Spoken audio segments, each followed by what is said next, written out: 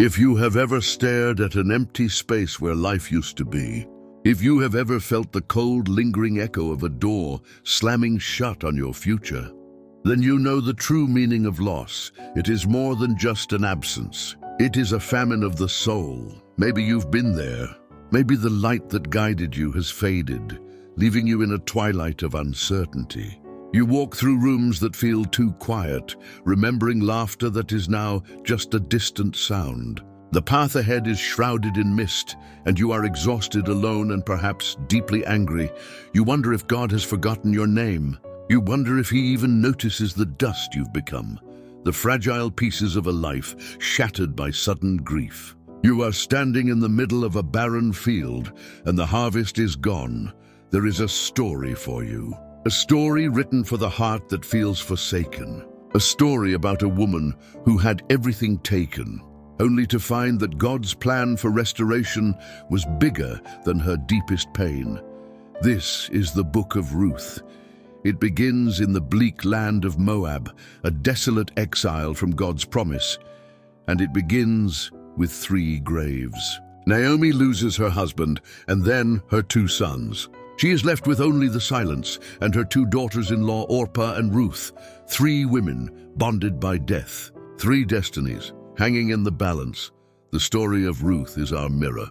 It shows us that life is a journey from pain to perseverance to promise. It is proof that God never wastes a season of suffering, and that the very place where your hope dies can be the very soil where your miracle begins to grow.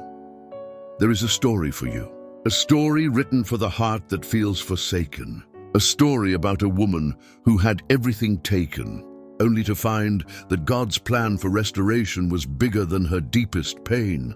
If that story, the journey from loss to ultimate hope, is the message your spirit needs to hear today, then please take a moment and subscribe.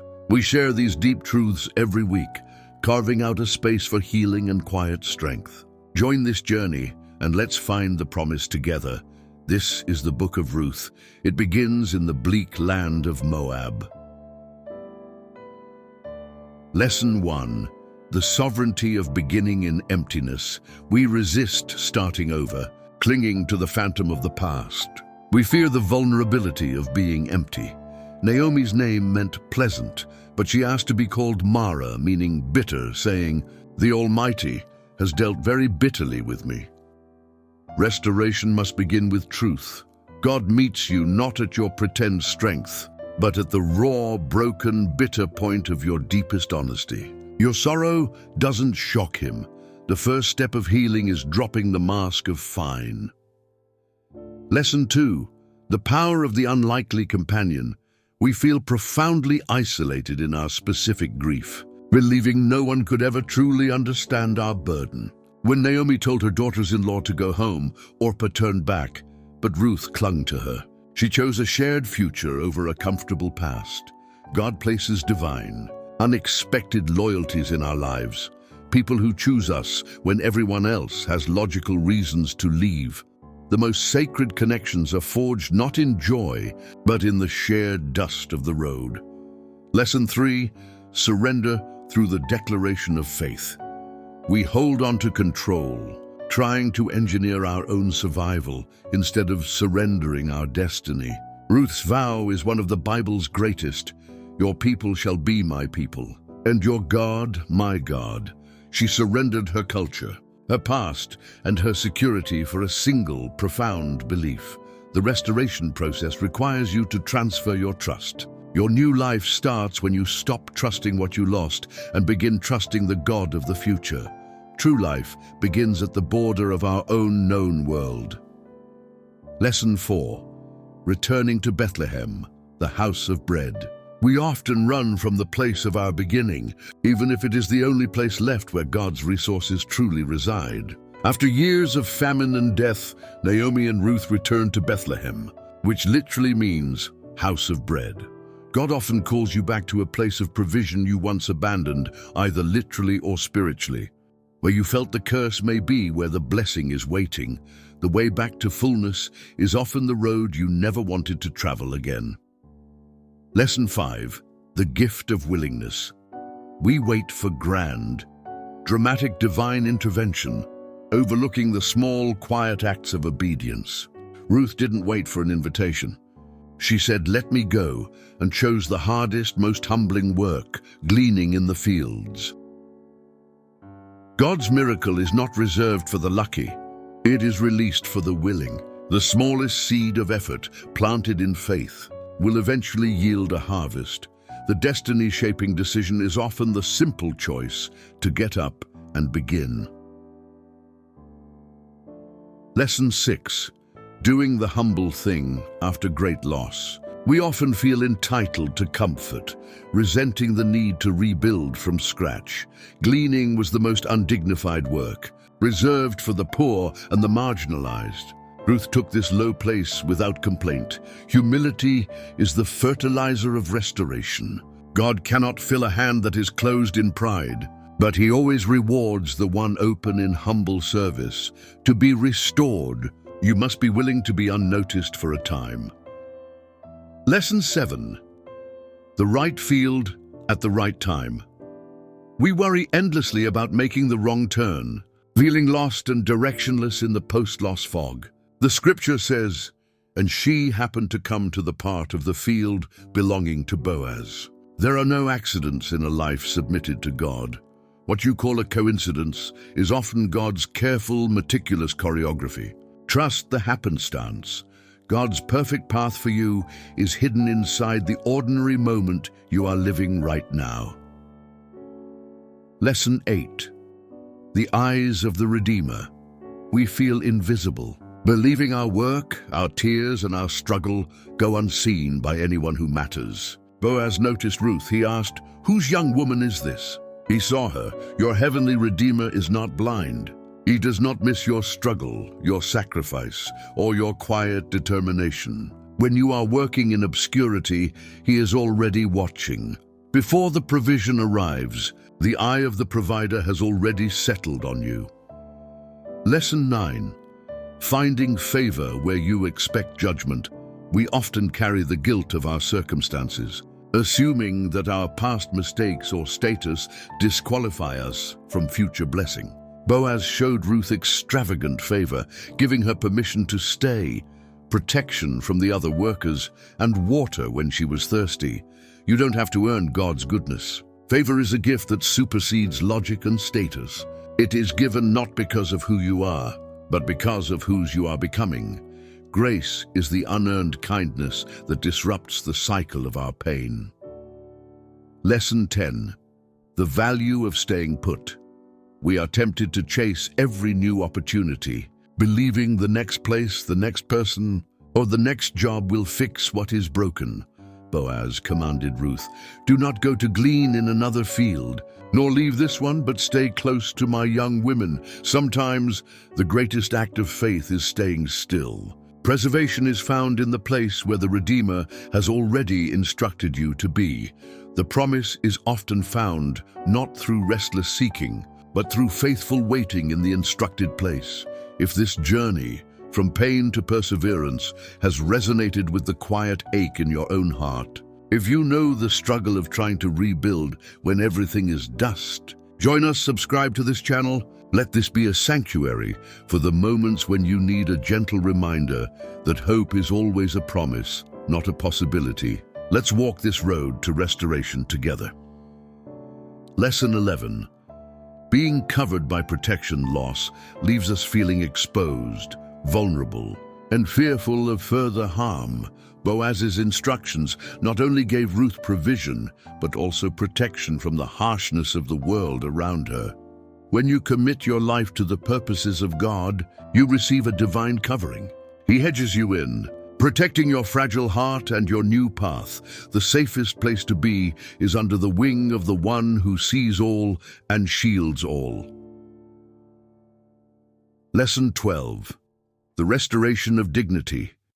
Grief steals our self-worth, leaving us feeling like a beggar, defined only by our poverty. Boaz didn't just give Ruth permission to glean. He ensured she was fed, inviting her to eat at his table. God's restoration always includes a return of honor. He doesn't just relieve your need. He seats you at a table of belonging, transforming you from a tolerated worker to an honored guest. Your past poverty does not dictate your future seating arrangement. Lesson 13. Asking the simple question. Are overwhelmed by the complexity of our future, forgetting that simple, genuine inquiry can unlock great wisdom. Ruth was so astonished by the kindness of Boaz that she asked, "Why have I found favor in your eyes?" Never stop asking why you are blessed. This question keeps your heart grateful and aware of the grace that is surrounding you. Humility acknowledges the source of all good things. Gratitude is the only appropriate response to unearned, astonishing grace. Lesson 14. The testimony that precedes you. We think our story is private, but the choices we make in our darkest moments create a reputation that travels before us. Boaz knew who Ruth was and what she had done for Naomi. Her loyalty had become a legend. Your character in the private trials of life is the greatest currency you have. God honors the integrity of your actions toward those you love. The secret service of your heart will always be announced in the public square of your reward. Lesson 15. The importance of the homecoming. We rush ahead, forgetting that true healing requires returning to the source of our woundedness to share the good news. Ruth returned home to Naomi and shared every detail: the field, the man, the provision. Restoration is communal. When God blesses you, you are meant to bring the bread back to the house of your suffering, allowing the blessing to flow to others. A blessing is never truly received until it is honestly shared. Lesson 16. The counsel of the elder.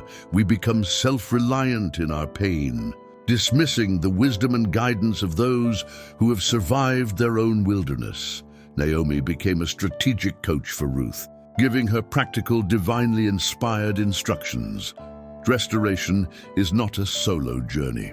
The experience of those who have endured loss before you is a compass to your next season. Honor the gray hairs. They carry the map to the harvest you seek. Lesson 17. The strategic initiative. We confuse waiting with passivity, thinking God will simply drop the answer in our lap without us moving. Following Naomi's instructions, Ruth took a bold, culturally risky, and strategic step toward Boaz on the threshing floor. Faith often requires a bold, God-directed action. We must move into the sphere of our promise for God to meet us there.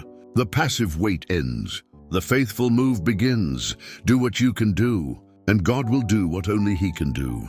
Lesson 18. Resting on the threshing floor. The most vulnerable moment after a season of hard work and action is the waiting period. For the result, Ruth lay down at the feet of Boaz and waited. For his response, a total act of surrender and vulnerability. The threshing floor is a metaphor for the place of testing and surrender. You must rest in your obedience, knowing that the outcome is no longer in your hands. The deepest peace is found when your future is placed at the feet of the Redeemer. Lesson 19. The question of redemption. Struggle to believe that anyone would genuinely pay the price to redeem our broken story. When Boaz awoke, he didn't reject her, but responded to her plea for him to act as her kinsman-redeemer. The central reality of the gospel is the Redeemer who is willing and able to pay the price for all you have lost, broken or forfeited. Your story is not too broken to be purchased by love. Lesson 20. The need for due process. We demand immediate, rushed resolution, struggling with the necessary timing and legalities of a true, lasting restoration. Boaz could not simply claim Ruth. There was a closer relative, a nearer redeemer, whose right had to be honored first. God's timing is holistic and just. He will not rush your blessing at the expense of integrity. Trust the process, even the parts that require waiting. The greatest blessing often hides behind the necessary delay. The hardest part of restoration is believing that the full story is yet to be written. If you need that cinematic faith, that weekly reminder that God specializes in rewriting endings, become a part of this community. Subscribe now so you never miss the truth that your story is not over. It's just beginning. We are here, holding space for your miracle. When the closer hope fails, the clearing of the path, we stand at the precipice of our greatest hope, and we believe we see the solution. We have done the hard work. We have taken the calculated risk of faith. We have laid our fragile future at the feet of the potential Redeemer, and we are waiting. But sometimes, when we reach out for the nearest light, we find it is not the right one. We have all been there. The moment we place our trust in an outcome, a person, a chance, only to hear the subtle, devastating sound of an answer that is no, not a violent refusal, but a measured, practical, crushing disappointment. The closer kinsman was the logical choice. He was the nearer hope. The law dictated that he had the first right, the first responsibility, and the first opportunity to step into the role of Redeemer. He represented the immediate, achievable solution that Ruth and Naomi saw clearly on the horizon. But when the moment came, when the choice was laid bare at the city gate, he refused. He looked at the field, and he looked at the foreign woman who came with it, and he calculated the cost. He weighed the obligation of family against the preservation of his own inheritance and the weight of his own future won. He would not fulfill the duty of the Redeemer, because doing so would damage his own security. There is an agonizing lesson in this failure. We are so quick to mourn the loss of a specific hope, to lament the door that closed. We see the nearer possibility as the only possibility. But often, the thing that is closest to us is not the thing that is best for us. The small human solution, constrained by its own self-interest and logic, cannot bear the weight of our ultimate destiny.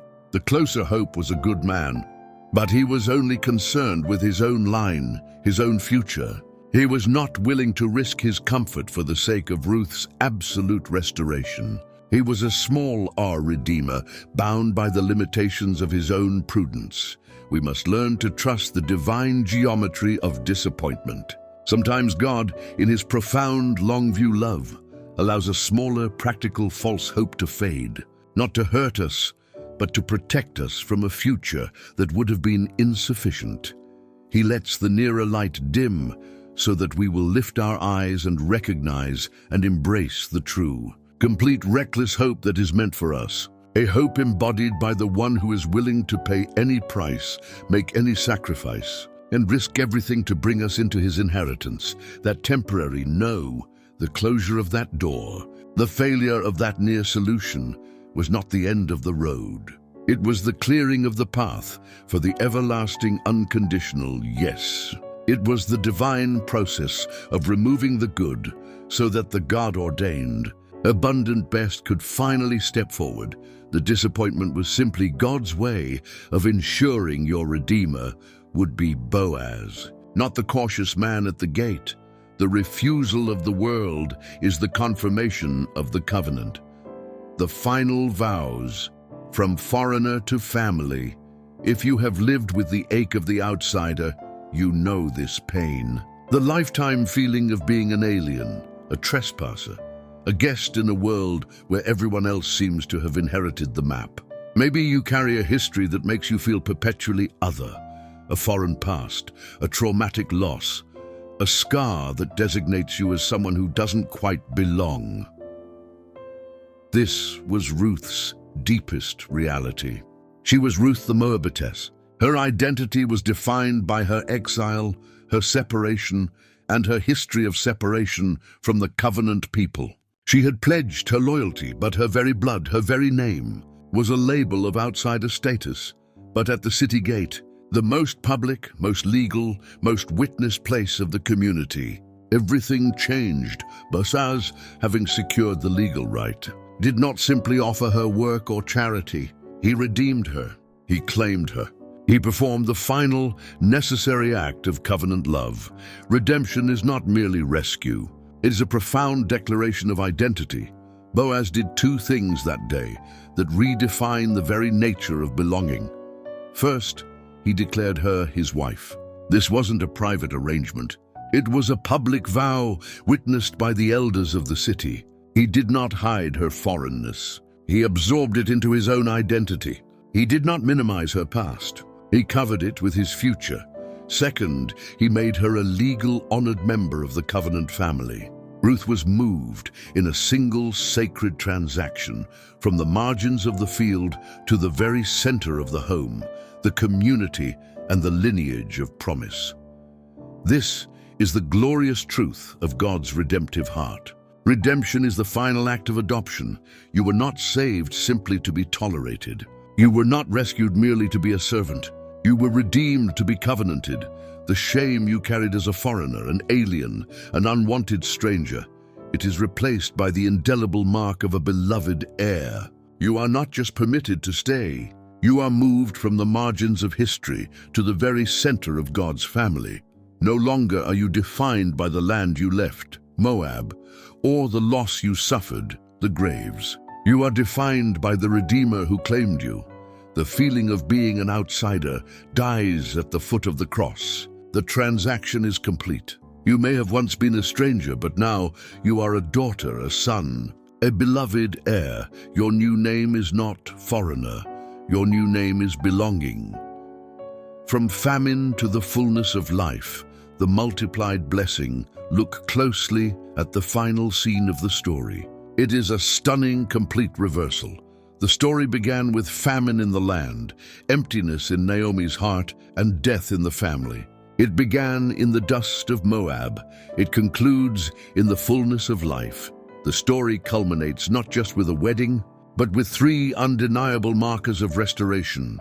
The harvest. The field that once symbolized famine is now yielding a prosperous, secured future. The marriage, the loneliness of widowhood, is replaced by the deepest covenant love and partnership. The child, the barrenness of the line, is replaced by the promise of continuation and legacy. We live in a world that believes in replacement. We think that restoration means getting back what we lost. But God's plan is one of surpassing abundance. He operates on a principle of multiplication, not mere subtraction and addition. He does not simply fill the void. He overfills the cup.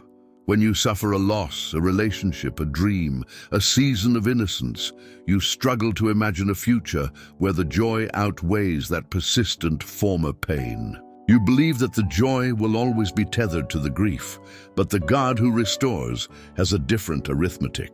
He makes the former suffering a mere shadow compared to the present joy. The depth of the famine is used to intensify the sweetness of the harvest. Think of Naomi. She returned bitter, asking to be called Mara. Now, the women of the city are rejoicing over her, saying, "He shall be to you a restorer of life and a nourisher of your old age." God is capable of taking the most painful, most empty season of your life and using it as the catalyst for a blessing that could not have existed otherwise. He doesn't just restore the thing you lost.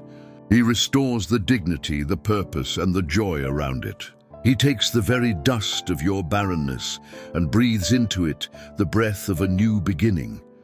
If the God you serve is the one who calls things that are not as though they were, if he is the power that overcomes the grave itself, then surely the God who resurrects the dead can certainly resurrect your deepest, most shattered dreams. Your life is moving from the shadow of loss to the light of a multi-layered, multiplied blessing. The former sorrow is merely the measure of the coming joy.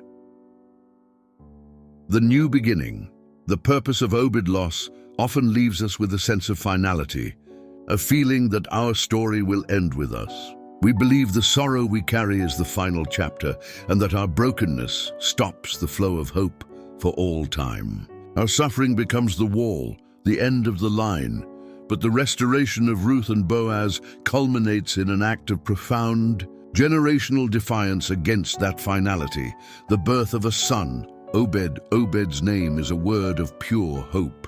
It means serving or worship. He is the physical, living, breathing proof that the line was not broken. He is the ultimate assurance that the Redeemer's work is perpetual, and your restoration is never meant to be a selfish, personal event.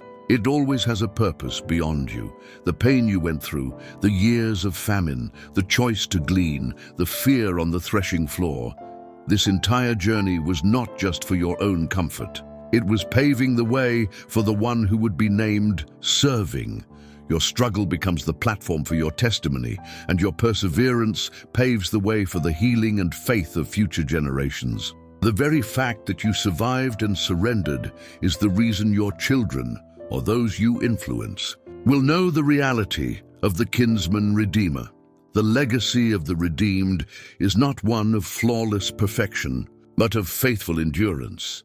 The beauty of Obed is the beauty of consequence. He is the answer to Naomi's emptiness. He is the fruit of Ruth's radical loyalty. He is the product of Boaz's unconditional redemption.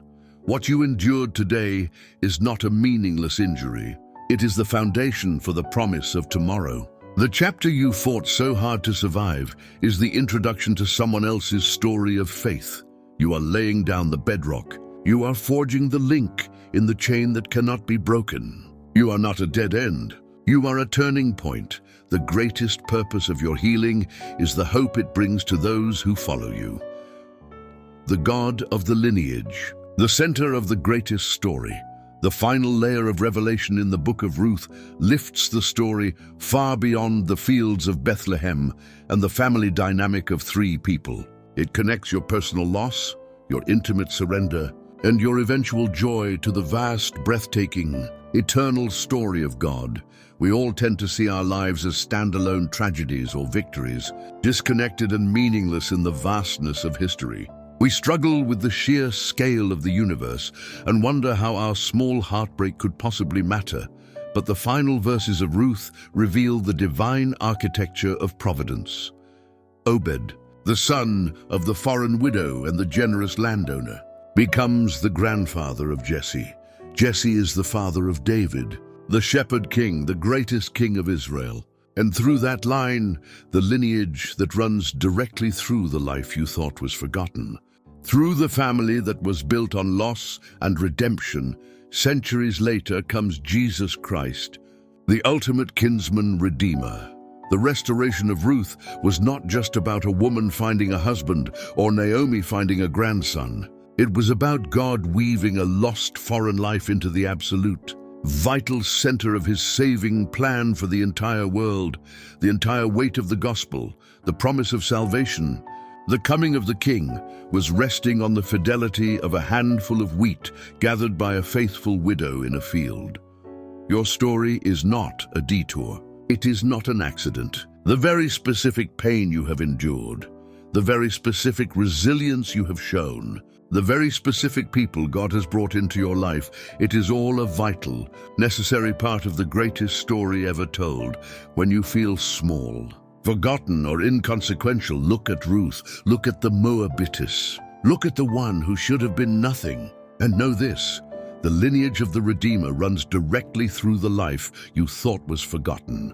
Your quiet chapter is written in the permanent ink of God's destiny. Look at the journey from the whisper of Mara, bitter, to the joyful shouts over a newborn child, from the famine of Moab to the fertile fields of Bethlehem, the house of bread, the loneliness of a stranger to the lineage of the king.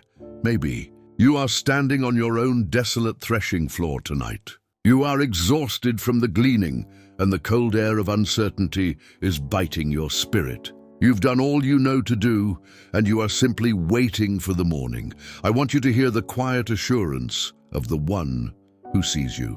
The God of Ruth is the God of your brokenness. He is the architect who specializes in rewriting an ending you thought was already sealed by tragedy and permanent loss. He will take your emptiness, and in his perfect time, he will replace it with a fullness that doesn't just cover the wound, but multiplies the blessing to an extent you cannot yet imagine. He is working behind the scene, arranging the kinsmen, clearing the path, preparing the harvest, and carving your name into the family tree. Your pain was real. Your loss was profound. But remember this one essential truth. The fields you are walking through are not barren. They are simply waiting for the harvest of your faith. The sun is rising. The long night of sorrow is yielding. Trust the rhythm of the Redeemer. Trust the process of the harvest. The God who restores is already making your barren ground fruitful. If this reflection has brought a single flicker of light into your twilight, if you feel the quiet peace of the Redeemer settling over you, seal your conviction. Press the subscribe button and allow this voice, this space, to be the constant echo of the hope that lingers. Your journey from loss to lineage matters. We will be here to witness the harvest,